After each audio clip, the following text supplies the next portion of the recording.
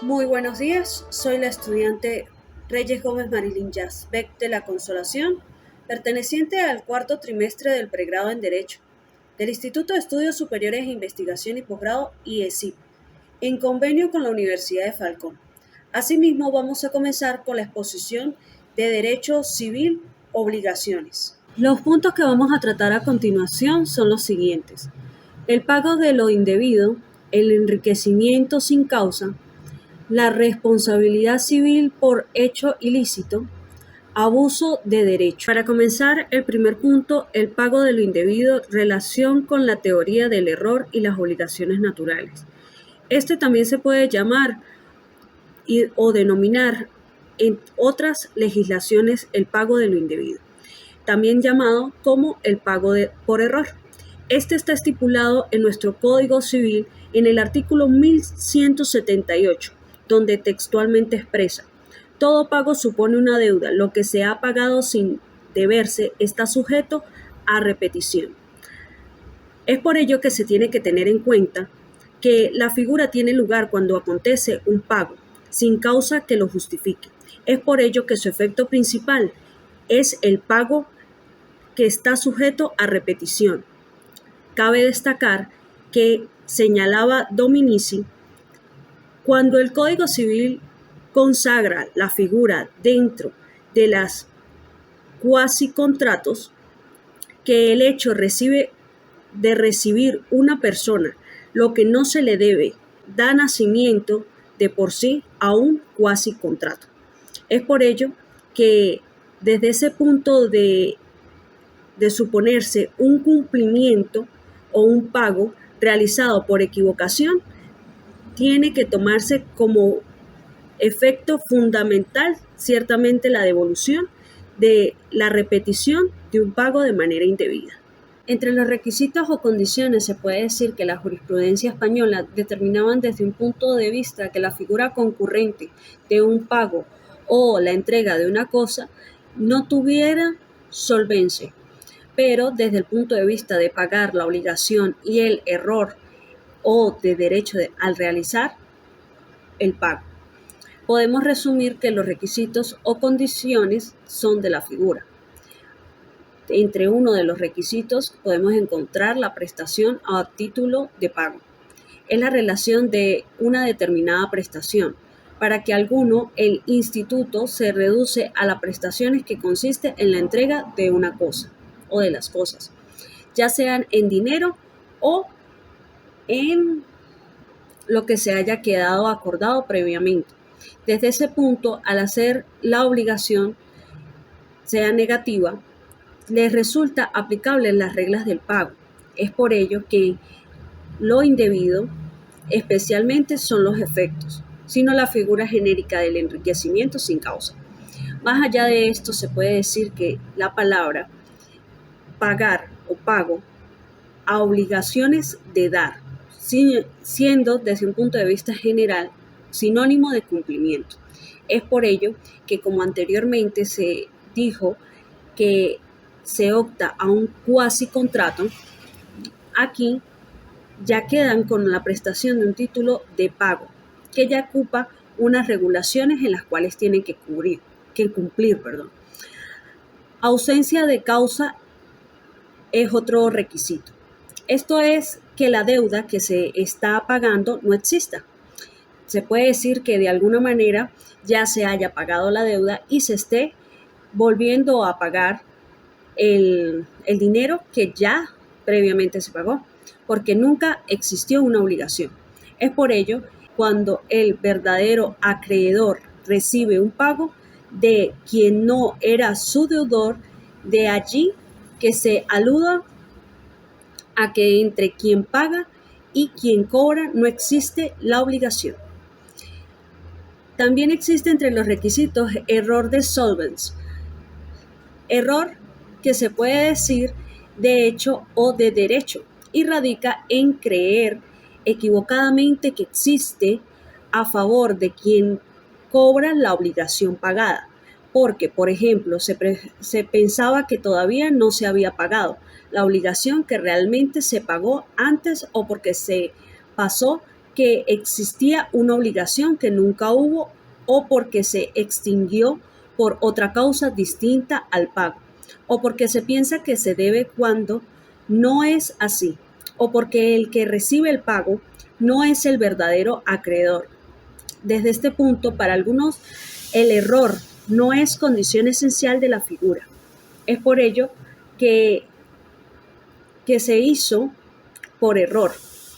Desde este punto, no tuvo causa. Asimismo, se puede decir que en la práctica le será suficiente al solvens probar solamente que el pago no era debido, es decir, la obligación era inexistente, puesto que la intención, la liberalidad de su parte no presume, sino que no existía tal obligación. Ahora bien, efectos. En los efectos se encuentra el principal, el que recibe el pago debido, contrae básicamente la obligación de restituir, además, si obra de mala fe, de indemnizar daños y perjuicios. El accipient de mala fe, quien debe restituir tanto capital como interés, frutos desde el día del pago.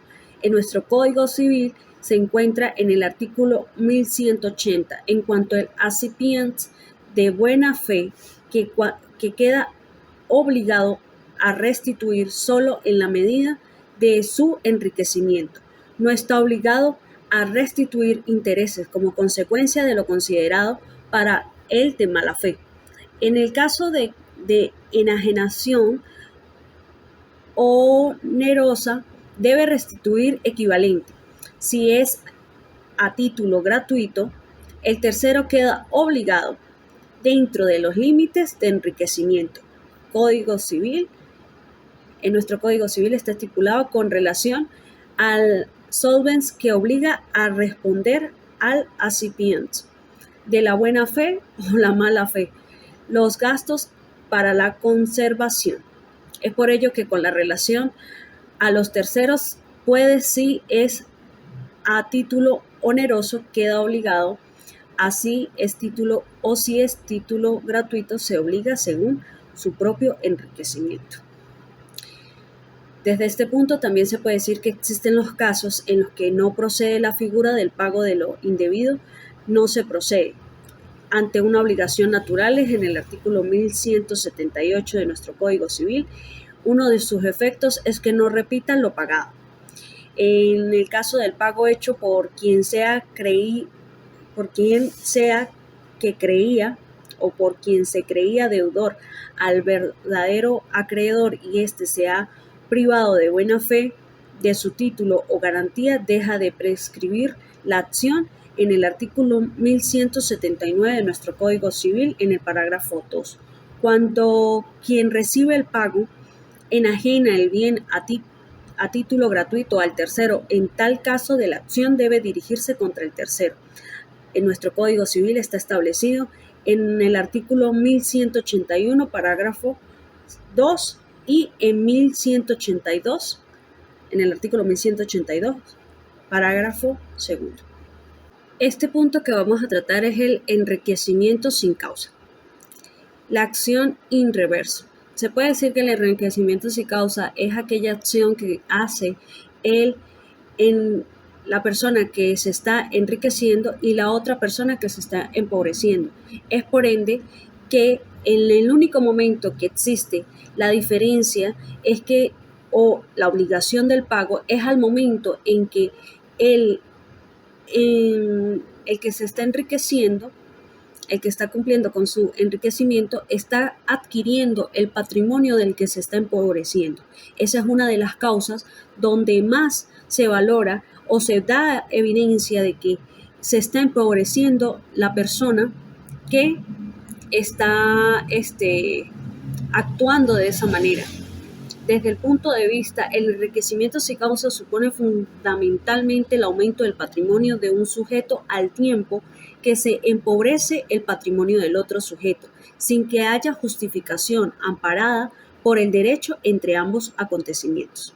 Es por ello que se puede decir que en parte de la determinación o de la verdad del enriquecimiento sin causa es por el simple desequilibrio que hay entre el sujeto objetivo que no justifica ni un derecho de enriquecido ni una libertad de empobrecido. Es por ello que el efecto de la figura se traduce en lograr el equilibrio patrimonial. Dispone el Código Civil en el artículo 1184 lo siguiente: aquel que se enriquece sin causa en perjuicio de otra persona está obligado a indemnizarla dentro del límite de su propio enriquecimiento, de todo lo que aquella se haya empobrecido. Desde este punto se puede decir que la persona que se haya aprovechado o haya tomado esto como parte de su enriquecimiento y la otra persona haya estado en el empobrecimiento de su patrimonio, tiene que cumplirle a cabalidad con regresarle, retribuirle. Desde ese punto se puede decir que esa es parte de la acción in reversum, que desde el punto de vista que le haya quitado de alguna manera el patrimonio a la otra persona, al otro sujeto, pues desde ese punto es donde tiene que regresarle por medio de la acción que todo el patrimonio que le haya quitado tiene que regresarse. Por ejemplo, que responde más precisamente al pago de lo indebido, más allá de la indemnización que tiene que hacerle. Esa es parte fundamental que tiene que hacer al momento de las acciones que empiece a tomar la persona que se ha enriquecido sin causa y hacia la persona que se ha empobrecido. Entre los requisitos podemos encontrar el enriquecimiento, el empobrecimiento, la relación de la causalidad, ausencia de causa. Es por ello que el enriquecimiento es la persona demandada que aumentó su patrimonio por las pertenencias de un beneficio extraeconómico o moral que estaba excluido de la figura bajo análisis. Es por ende que desde manera jurídica es la parte ventajosa que adquirió la persona que está siendo demandada al adquirir el patrimonio a costa de otra persona. Es por ende que dichos extremos, lo procedente para el organismo jurisdiccional sería ordenar la reparación del patrimonio del empobrecido hasta concurrencia del beneficio obtenido por la otra persona. El otro requisito es empobrecimiento. Se precisa al actor, que es el demandante, ante la otra persona, el otro sujeto, la otra parte, que se ha enriquecido a costa del patrimonio que esa persona previamente ya tenía de manera originaria. Y a raíz de eso, la otra persona se ha enriquecido de manera positiva o ha tenido enriquecimiento positivo o negativo según se descompongan los actos de lo original de esa persona que se ha empobrecido. La relación de causalidad entre empobrecimiento y enriquecimiento, esto es, debe mediar una relación de causa a efecto o conexión directa entre el empobrecimiento del actor y el enriquecimiento del demandado. Aunado a eso, otro de los requisitos es ausencia de causa. No ha de existir entre las partes una circunstancia o motivo jurídico que justifique la existencia de la ventaja o beneficio patrimonial, causa en el sentido referido o propósito de los elementos del contrato. De allí que se afirme que la figura encuentra justificación en dicho requisito del contrato. El concepto de causa en la teoría del enriquecimiento sin causa va siempre referido al ingreso de la atribución en el patrimonio enriquecido. Al efecto se indica que la prueba de la ausencia de causa le incumbe al actor se hace referencia a que existe una causa que justifique el enriquecimiento como un contrato o la ley. No procede la figura. Se aprecian decisiones judiciales que indican que la acción de enriquecimiento sin causa no es procedente cuando existe un contrato por tener carácter subsidiario, es decir, en principio cuando media un enriquecimiento producto de un contrato. Como otro requisito podemos encontrar no es necesario que exista negligencia, mala fe o ilicitud de la conducta. Puede darse con ignorancia o inclusive de buena fe por parte de quien recibe la atribución. El enriquecimiento no supone un juicio de antijuricidad. El enriquecimiento sin causa es ajeno a toda noción de culpa. Es una fuente neutra de la obligación. No media culpa, ni riesgo, ni voluntad. Entre el punto los efectos, se cita que propicia la acción de in reverso, que pretende restablecer el equilibrio patrimonial, logrando una indemnización justamente igual o limitada al enriquecimiento experimentado, sin que se pueda exceder más allá de allí, por no tratarse de una indemnización de daños y perjuicios. Vale recordar que la figura y por ende la acción procede al margen de la culpa.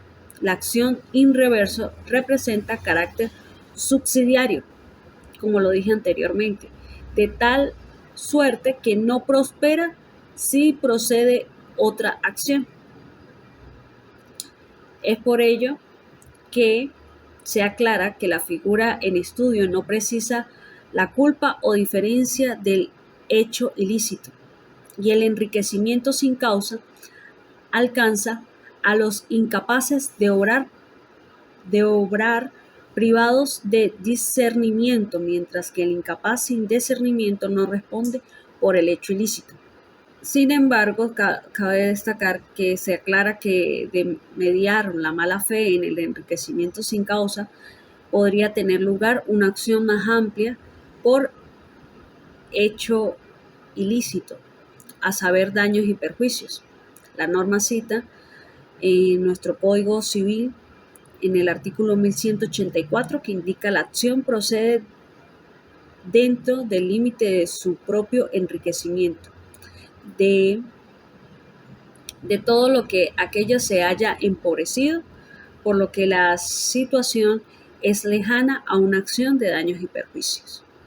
Simplemente se presenta desde el punto de vista de restablecerse el patrimonio de quien lo haya perdido, al igual que el reembolso del mismo patrimonio del cual la otra persona se haya enriquecido sin manera justificada, y de allí se cumple la acción in reverso, si se figuran uno de los requisitos, no obstante la existencia de capitulaciones en los matrimonios.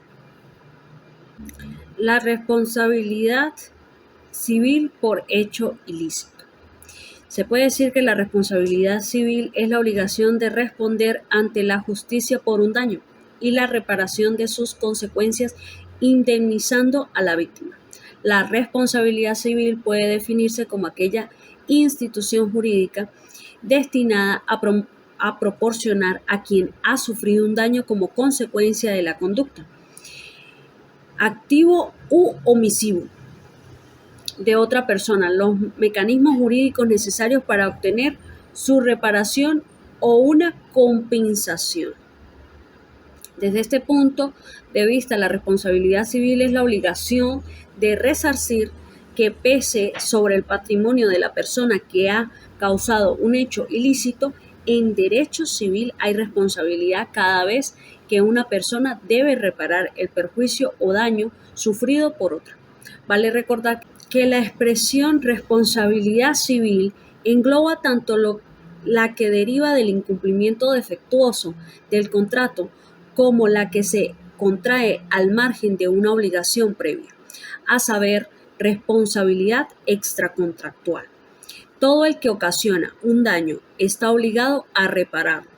Constituye principio fundamental del derecho civil patrimonial y es la idea que soporta el sentido de la responsabilidad. Más allá de todo, existe la responsabilidad civil, siendo por ende la obligación de reparar los daños causados a otra persona. Asimismo, se puede decir que en el artículo 1185 de nuestro Código Civil, el que con intención o por negligencia o por imprudencia ha causado un daño a otro está obligado a repararlo.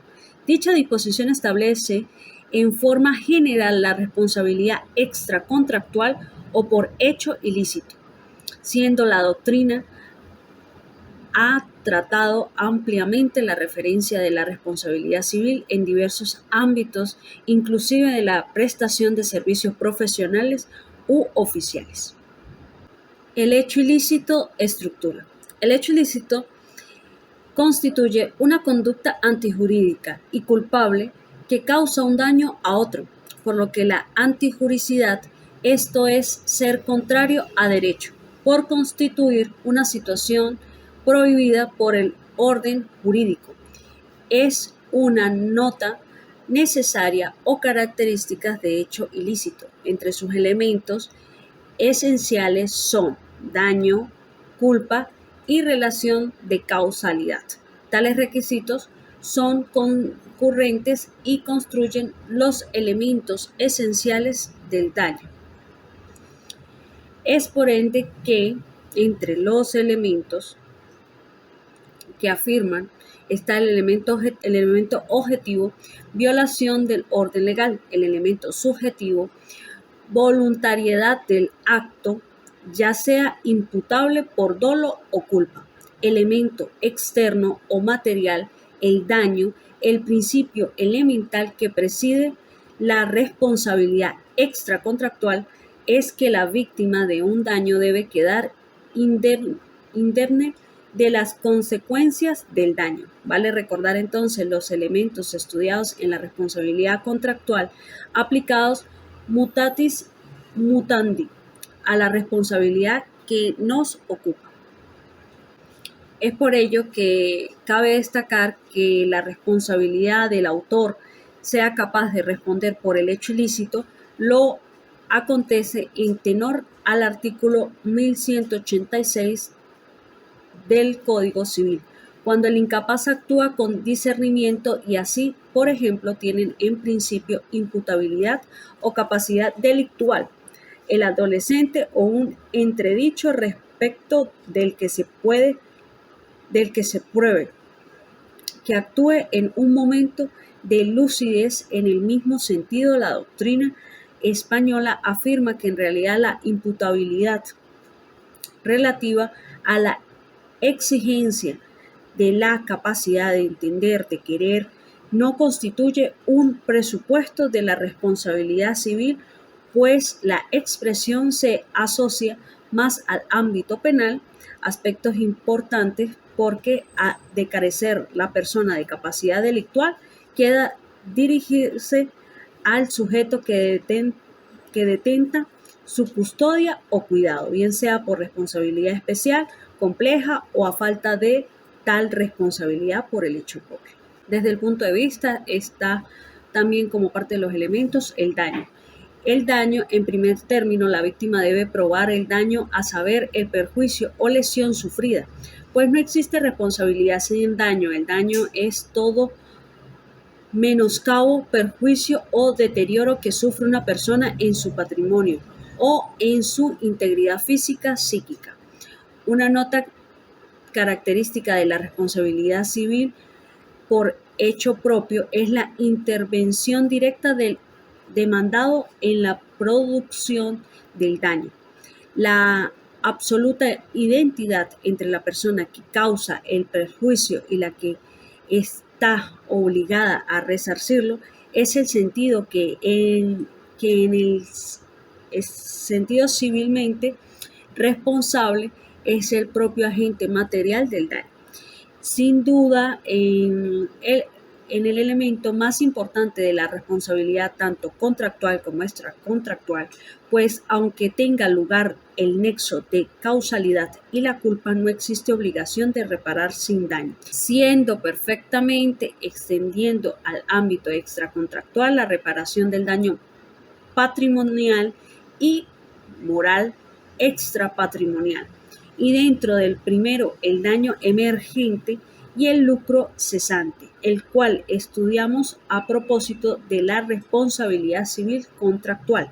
El daño moral o extrapatrimonial, según referimos, se asocia a la violación o perjuicio de un derecho de contenido no patrimonial. Básicamente viene dado por la violación de los derechos de la personalidad natural del daño moral referido en el artículo 1196 del Código Civil. Puede ser extracontractual y tiene por causa el hecho ilícito o el abuso de derecho previsto en el artículo 1185 del Código Civil.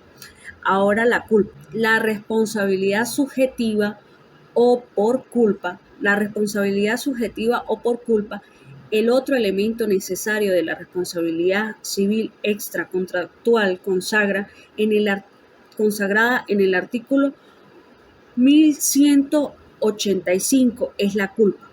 Se precisa también la culpa del agente de la cual la víctima tiene carga de la prueba en el sistema normal o general de la responsabilidad por hecho ilícito. De allí se alude a la unidad del concepto de culpa para denotar su semejanza en materia contractual y extracontractual. No obstante, la posibilidad de cúmulo o más precisamente de opción en el Código Civil francés de 1804 fundó la responsabilidad civil en la culpa, y la misma, cabe decir, del Código Civil venezolano en el artículo 1185. La responsabilidad por hecho propio se funda especialmente sobre la culpa, que comprende tanto el dolo como la negligencia y la imprudencia. La palabra negligencia o imprudencia también se refieren a la culpa, aunque a menos grave.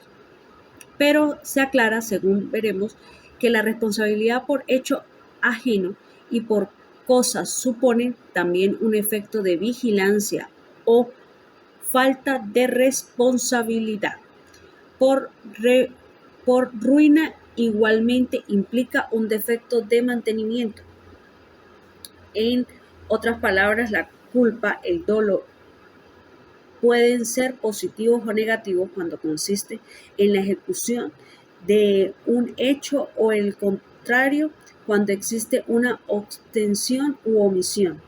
Asimismo, en materia de hecho ilícito, en los términos del artículo 1185 del Código Civil, la parte que reclama la indemnización del daño sufrido tiene la carga de probar la falta del agente, que ya la mencionada norma consagra el principio general de la responsabilidad civil por daños extracontractuales inspirada en la teoría clásica de la responsabilidad sujeta, que recibe su fundamento en la noción de falta o culpa de sentido amplio.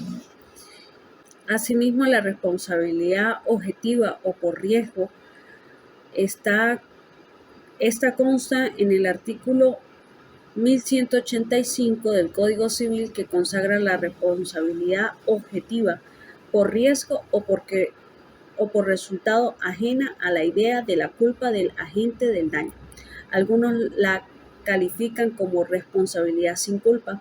La teoría de la responsabilidad objetiva nace del supuesto de que el daño causado por un objeto debe ser reparado por su propietario, no porque el dueño haya incurrido en culpa, sino porque su cosa, su maquinaria, ha creado un riesgo sobre el cual debe responder. La responsabilidad especial, se puede decir que en el artículo 1185 de nuestro Código Civil, así como también en la responsabilidad ajena en el artículo 1190 y en el artículo 1191, hablan de la responsabilidad por cosas, la responsabilidad simple u ordinaria, desde tal punto que que de un hecho culposo causado por otra persona o de un animal, las responsabilidades complejas legisladas puede aligerar la carga de alguno de los elementos de la responsabilidad especial de la culpa. Se discute la posibilidad de suponer la responsabilidad de la coexistencia de diversas responsabilidades complejas. La responsabilidad subjetiva, según vimos, supone la culpa o un actuar voluntario. Por oposición de la responsabilidad objetiva se vincula con hipótesis en las cuales se prescinde la culpa, pues tiene solo en cuenta el resultado dañoso o el vínculo de causalidad material entre el resultado y el sujeto a quien se hace responsable. A veces no resulta cónsono asimilar responsabilidad objetiva con la extracontractual porque aquella puede estar presente en materia contractual como transporte. Entre la responsabilidad especial por hecho ajeno se puede decir que la responsabilidad, también denominada responsabilidad indirecta, implica, si bien el autor material del daño es en primer lugar responsable, puede existir otras personas que respondan a pesar de no haberlo ocasionado para cumplir una función de garantía del crédito indemnizatorio. En el primer caso se alude a la responsabilidad por hecho propio, en tanto que en el último a responsabilidad por hecho ajeno. Esta última pone de relieve que quien ocasiona un daño con su conducta ilícita no necesariamente será la persona que acabará reparando el hecho de daño, pues el ordenamiento jurídico considera que determinadas personas, por su relación de supervisión o jerarquía con otras, deben responder civilmente con los daños que estos causan, junto a aquellas personas supuestas en que se responde por haber causado directamente un daño a otro. El ordenamiento jurídico incluye una serie de casos en que esta obligación se impone, no como consecuencia de una actividad propia, sino como una serie de casos en que esta obligación simplemente se impone.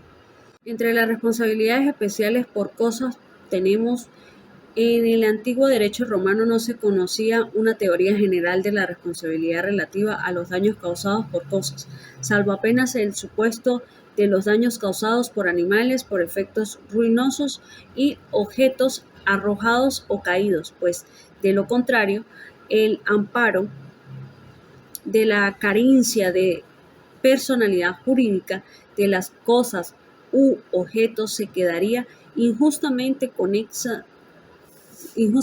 exonerados de responsabilidad. La responsabilidad por los daños causados por animales y por cosas de propiedad o bajo guarda o custodia está previsto en los artículos 1192, 1193, 1194 del Código Civil. La responsabilidad derivada del daño producido por cosas animales y se basan a la presunción del responsable en quien causa un daño por la respectiva falta de vigilancia u omisión de las medidas o precauciones adecuadas para el caso. En efecto, se indica que la hipótesis de mayor aplicación de la teoría objetiva es la relativa a la responsabilidad del dueño o guardián de la cosa.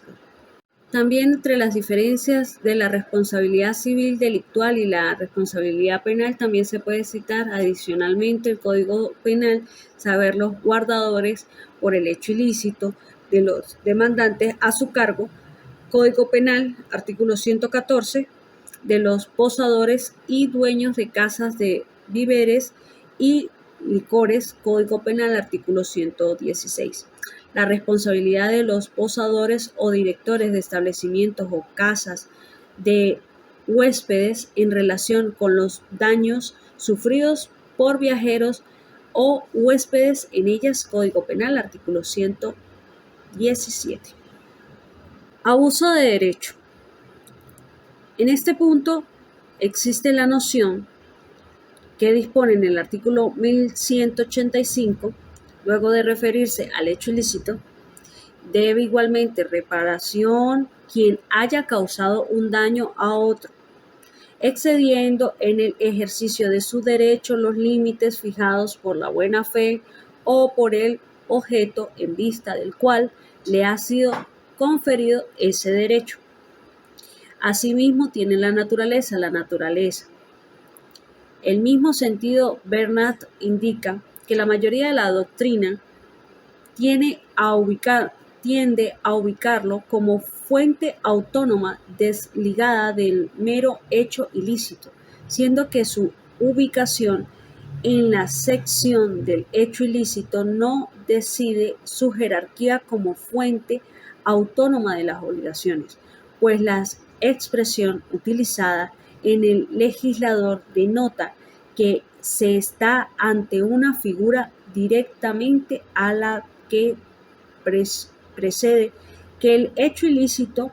Modernamente se considera que el uso de un derecho puede configurar un abuso, pues los derechos casi nunca son absolutos y la mayoría son limitados en su extensión. En cambio, en el segundo caso, presenta una situación grave y hasta complicada que representa un delicado y complejo problema jurídico, el cual se refiere a precisar cuando se ha hecho un uso racional de un derecho y cuando se ha abusado del mismo, o cuando el ejercicio de ese derecho excede los límites fijados por la buena fe o por el objeto por el cual ha sido conferido ese derecho, como una institución autónoma, porque si bien ciertamente comparte características comunes como el daño y la relación causalidad con el hecho ilícito,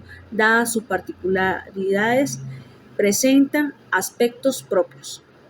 Y concluye acertadamente: si en realidad la teoría del abuso del derecho se redujese a contemplar hipótesis especiales de obrar ilícito, no sería necesario ninguna norma nueva para reprimir esas conductas, ya que los actos ilícitos están sancionados de manera genérica y tales están previstos. Estas previsiones deberán bastar.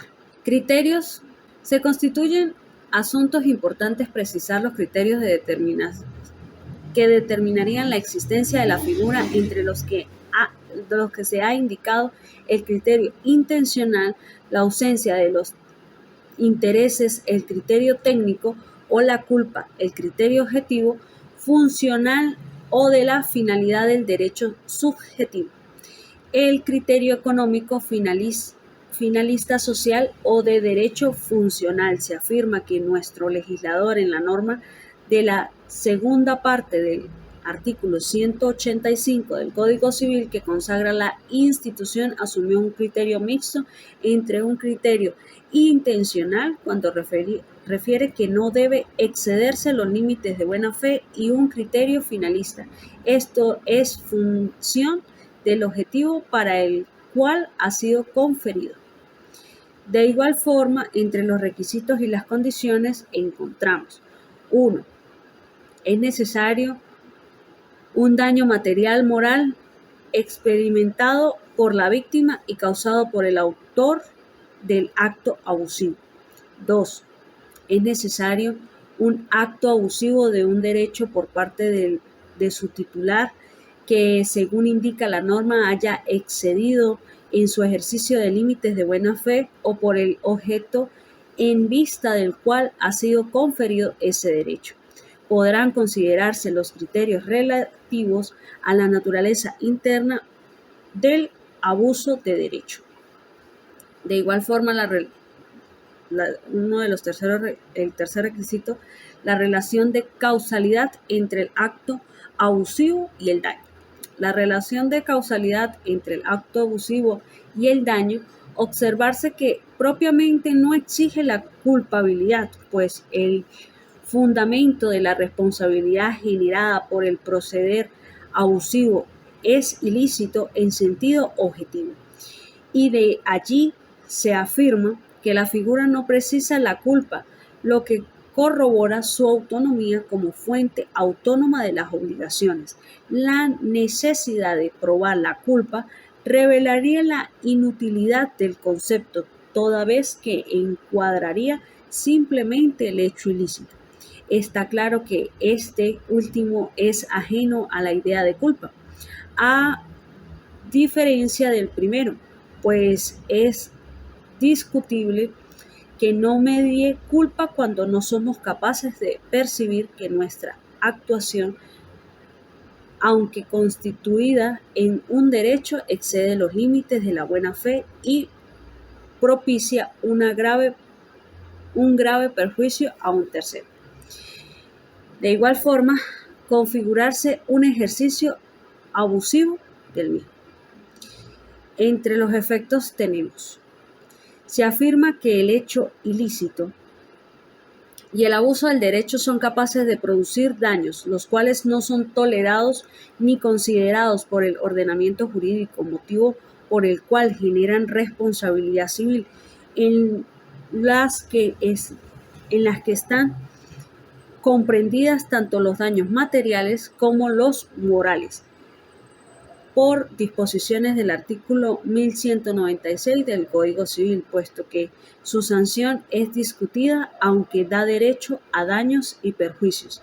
Se afirma que, como la teoría del abuso del derecho ha sido desarrollada en una época reciente, sus contornos permanentes indecisos.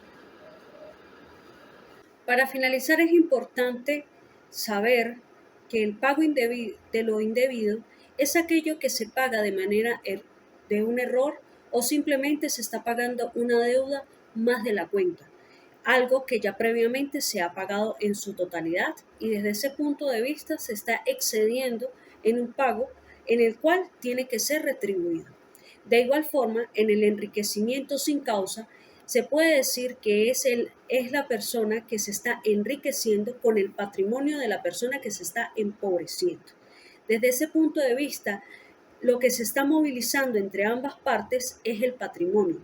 De allí tiene que ejecutarse la acción in reverso, donde se tiene que regresar del que se está enriqueciendo de manera sin causa a la persona que se está empobreciendo en su totalidad el patrimonio que se ha utilizado. Desde ese punto de vista pasamos a la responsabilidad civil. Es el hecho en el cual se tiene que entender que tiene que existir un hecho donde haya existido un daño, el cual ese daño tenga un culpable, donde efectivamente sea un culpable o un tercero tiene que retribuirle a la persona que le causaron ese daño de manera pecuniaria ante el hecho que le han realizado, ante lo que le ha sucedido. ¿Por qué? Porque es la reparación de ese daño que se hace de manera pecuniaria. Posteriormente, para finalizar, el abuso del derecho se puede decir que es aquello que por más de un derecho que tiene una persona está abusando de la buena fe de la otra. Desde ese campo, y es el que le causa un daño. Se puede decir que en ese aspecto la persona que está abusando de ese derecho, o lo que uno llama en el argot coloquial, abusó de la confianza que le dieron a determinada persona, eso también puede considerarse un hecho ilícito en el cual tiene que pagar la persona por ese abuso del derecho de otro. De igual forma, espero que les haya gustado mi exposición. Gracias por su atención, que tengan feliz y bendecido día. Muchísimas gracias.